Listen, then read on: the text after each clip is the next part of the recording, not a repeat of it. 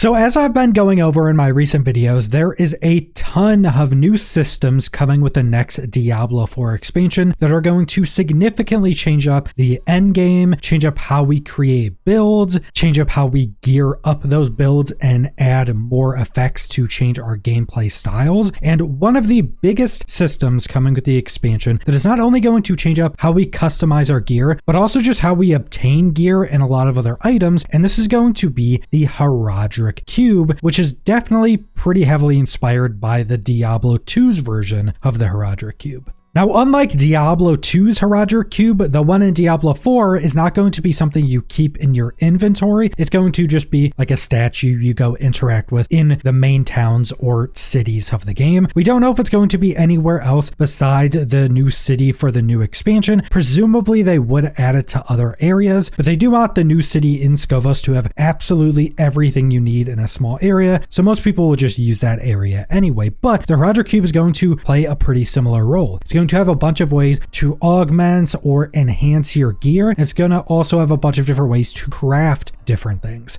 And there are some pretty interesting crafts within this cube, and some of which are adding some very sought after systems from previous Diablo 4 seasons. And we didn't actually get a look at everything in this. We could see the scroll bar in the recipe list for the cube, and it seems like we didn't even get a look at half of the crafts. So there's going to be a ton of additional things, specifically under gear modification. So starting off, we have recipes under item transmutation. Now these things seem to be more so crafting or specifically turning one item into another item or multiples of an item into something else. So first off, we have amalgamation. Transmute several of the same item to upgrade it. Limited to certain specific consumables, socketables, and dungeon keys. So this seems to be turning any of those consumables into a new version of them, a stronger version, but they didn't give us a look at what this could actually be. The symbol they have looks to be some new version of like an elixir. So maybe we're going to have new elixirs with a bunch of additional tiers. Dungeon keys, I don't exactly know how that would work. I know how it could work for something like Infernal Horde keys, where we have 3 different rarities right now. So maybe you could take 3 of the lowest rarity, turn it into the next rarity or something like that. For socketables, you could very much see this happening. Maybe you take 3 of one gem and it upgrades it to the next level of gem, and maybe that's cheaper than just crafting the highest tier of gems. Or maybe you just do that when you get some lower tier gems as normal drops, turn it into the higher ones, so it's much cheaper than just salvaging those and then crafting the higher tier ones. So there are some things we don't know about this, but it makes sense as to allowing lower tier consumables to be crafted up into higher tier ones. And then we have 3-to-1 transmutation. Transmutates 3 equipment or talisman items of the same type into a new item of that type. So this is essentially just taking any 3 pieces of gear or talisman items, which would be like charms, and essentially just turning 3 into a new, probably randomly rolled version of that. So you're essentially just taking junk items that you have no use for and randomly rolling it into a new version that could be a better rolled item. And the material cost does say 3 items of the same type, so we don't actually know the rules of this. Will it say take 3 ancestral legendary items, so 3 items with greater affixes on them, and turn them into another greater affix item, or will it make it a new item with more greater affixes, or will it just randomly roll it into another legendary, so maybe it wouldn't be a greater affix? And the same thing for the talisman items. Will it randomly roll it into potentially another rarity, or would it be the exact same rarity? So we don't know the exact rules of this, but again, it makes sense being able to take 3 junk items essentially and turn them into another randomly rolled version of that. Then we have recycle uniques, which is probably one of the most useful in this list of what we've been shown. So this is transmutes 3 of the same unique equipment items or charms into a new version of that unique. So let's say you're looking for a well-rolled unique that you need for your build to work, and you're going and farming that layer boss and just getting like dozens and dozens of this unique, but none of them are greater affix. They all have bad rolls. Now you can save up all of those uniques, the ones you're actually looking for, and then come back to town and turn them all into random rolled versions of that same unique, which if you're looking at from that specific lens, you're essentially just getting more rolls out of these kind of useless items you would be getting previously. Once we were a little bit into a new Diablo 4 season, people would be farming layer bosses and just not picking up any items, because if it wasn't a decent roll, there's no reason to even pick it up, and the gold isn't necessarily worth going back to town constantly to sell it all. But now you can just keep all of the uniques you're looking for, fill up your inventory, go back to town, and get a bunch of new rolls for them. So this one will definitely be pretty useful when looking for specific unique items. And then we have upgrade to legendary, transmute a rare equipment item into a random legendary of the same type. Now this one's interesting because it takes one rare item, it takes a 1 enhanced primordial dust and 10 raw primordial dust. Now these new primordial items just seem to be new resources that are pretty heavily used in the Herodra Cube, because another one of the crafts we get to see also uses some of these. But this one's also interesting because it's only one rare item. So this could also help you target farm specific items. So say you're creating a new build or trying to get a good roll on like gloves for your build, you could pick up every pair of gloves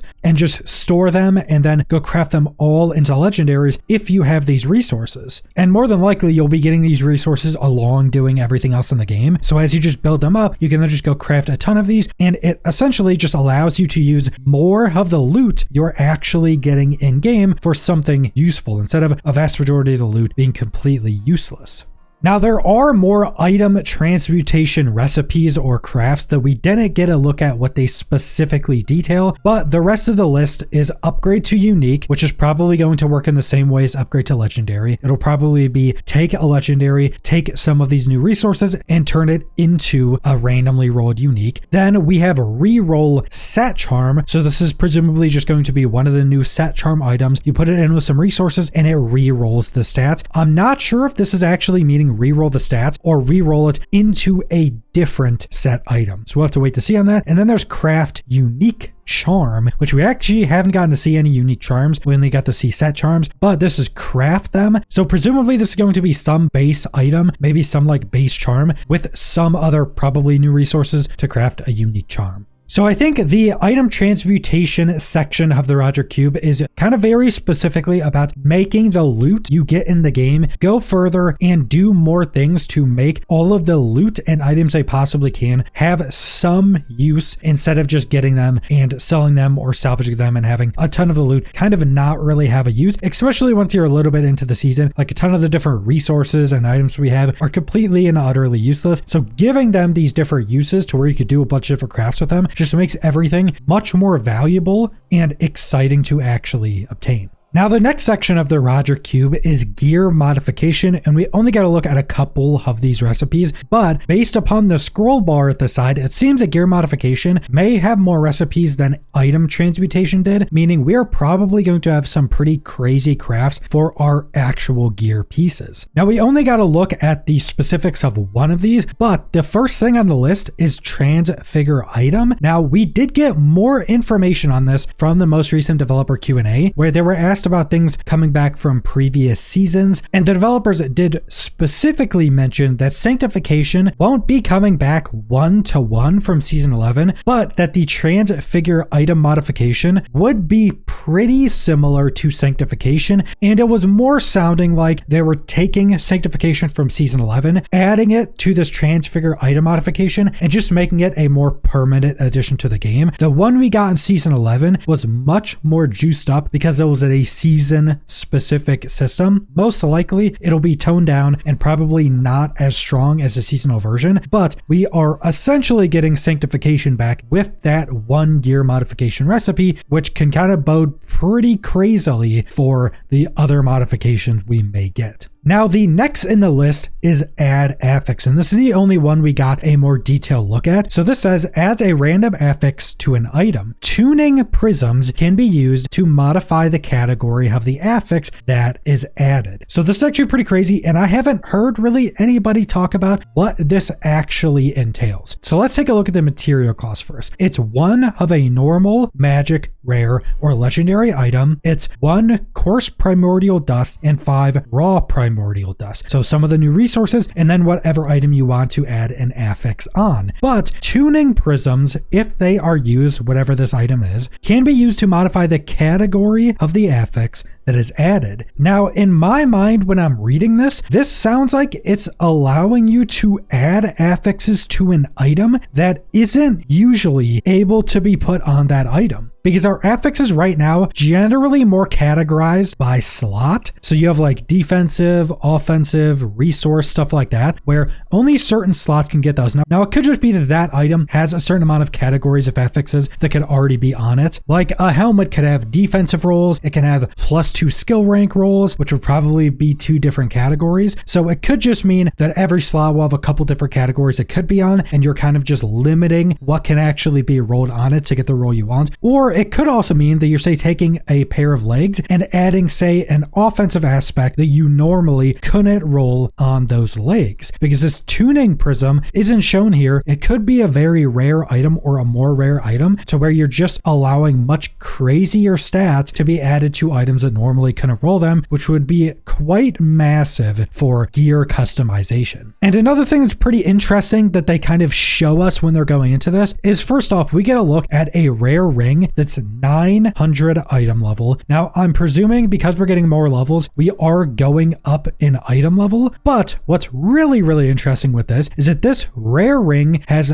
3 stat rolls. It doesn't have a greater affix on it, but it's an ancestral rare ring, which is really weird because ancestrals usually require a greater affix to be on them to be ancestral. Now, my presumption is that because they're trying to make other rarities actually useful, ancestral being on items without greater affixes just means you're able to probably upgrade this item fully like you normally would ancestrals. So you can now get lower rarity items without greater affixes on them that are ancestral. So you could then do more crafting to them to actually have a usable item. That's just my assumption, but this is a rare item, which we don't really use at all right now, a higher item level than we currently have. So there could be some other things that are changing that we don't know about yet. But this ring has intellect, max life, and cooldown reduction on it. And then they go and add a new affix to it, and it adds resource generation to it. So they just add another affix, but they don't use this tuning prism that this craft is talking about. So there's a possibility that they could add a different role that rings maybe couldn't have before. Now, the final recipe under gear modification that we can see is in the list is chaotic reroll, and it is purple for the word chaotic. For instance, all of the other crafts that are specific to a rarity have their color rarity for the word, like upgrade to legendary. Legendary is orange in the list. Unique is the color of unique. Set charm is green. Transfigure is like that darker kind of turquoise. And then chaotic reroll is again purple, so it seems to be the mythic color. We don't exactly know what this can entail. One of the first things most people thought of on chaotic reroll was you just randomly reroll the stats on an item, but I don't actually think that fits very well into Diablo 4. Because realistically, unless you had maybe like a greater affix item with bad rolls, chaotic re-rolling an item doesn't really have a good place. Completely re-rolling an item's affixes, you're just kind of re-rolling a new item and you can get gear so quick in Diablo 4 that it doesn't seem to fit in too well. Its main use could be the thing I just mentioned, that let's say you have an item with all greater affixes on it, but the rolls weren't that great. You could just chaotic re-roll it a bunch of times to try to get the ones you're looking for. Or because it also has this mythic color rarity on it, maybe this has something to do with Chaos Uniques from Season 10. Chaos Uniques were one of the most beloved systems ever added to Diablo 4. It was obviously a system that in its seasonal implementation was way too strong for the base version of the game, but like Sanctification coming back as a toned down version in Transfigure, maybe Chaotic Reroll is going to be Chaos Uniques, but in some other manner. Because maybe you take like a unique item and put a bunch of resources in and it rolls it to a different slot, and maybe you can only have one of those equipped at a time, or maybe it just re-rolls it to a different slot and doesn't buff anything up in a different way. So there is some crazy possibilities with this, but again, it could just be randomly re-rolling every affix on an item. But that's pretty much all of the information we have on the Herodric Cube. This thing is going to have a pretty massive impact on the game, not only with the item transmutation section, making a lot of the items and resources and gear actually useful for something now instead of pretty much all being throwaway stuff, but I think the gear modification section, with what we've seen so far and heard so far, is probably going to completely change up how you play the game. It seems like the gear modification section is going to have a lot of additional recipes, and it seems like they're kind of allowing us to just do whatever we want with pieces of gear. They're really trying to add a ton more crafting systems to pieces of gear to allow us to modify that gear, to get different sets on it, and to just do crazy things with it. So I could very much see getting a legendary item come the expansion is almost just like getting a base item in some other ARPGs. Will almost just be like getting a base item and then we just do tons of gear modifications to it to make it the item we actually want, which is actually something the developers have been saying they want to do more of